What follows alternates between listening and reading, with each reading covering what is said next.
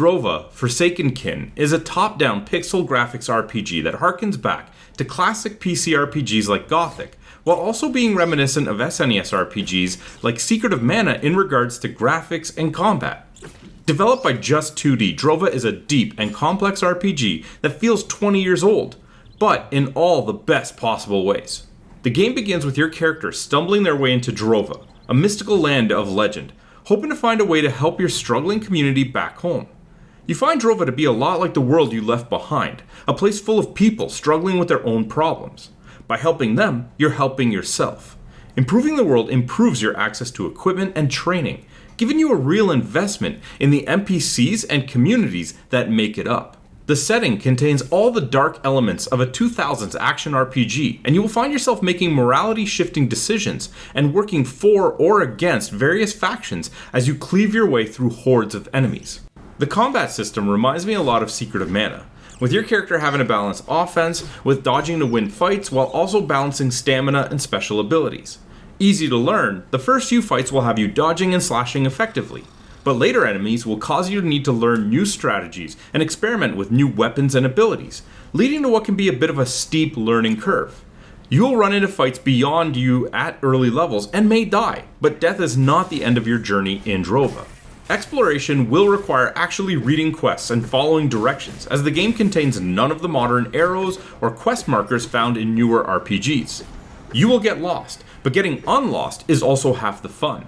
You can buy maps to assist in navigation and are provided with a "you are here" marker, but beyond that, you will need to find your own way. Progression is free form, allowing you to build your character in the way you want by spending learning points gained on level up with NPCs that offer skills suitable to their location and gear.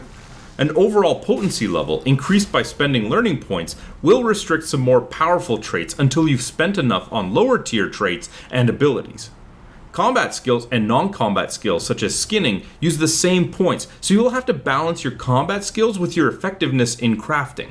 Yes, atop this already impressive RPG is a fully fleshed out crafting system allowing you to cook food at campfires, build weapons at workbenches, and create various mundane and magical items at the appropriate stations placed throughout the world.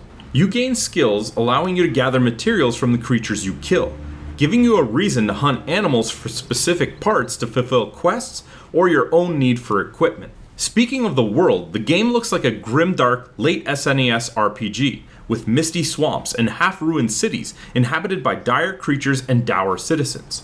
Combat sounds are punchy, and music swells from oppressive to heroic as the situation calls for it.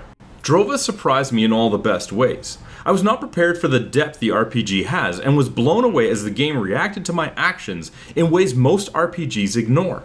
When I ran ahead and looted something that an NPC and I were fighting towards, the NPC cursed that they were too late and that someone had stolen the loot. The quest ended even though I was the one with the loot. A lot of RPGs would have blocked me from looting it, or had the NPC magically know I looted it. Drova is everything I want out of an RPG. By sticking to simpler visuals, the dev team was able to add depth in story and mechanics, which are the things that produce memorable RPGs. If I had to choose between AAA visuals and mechanical depth, I'd take mechanical depth every time. On top of all this, the game costs less than $35 Canadian. Drova, Forsaken Kin, gets a 10 out of 10.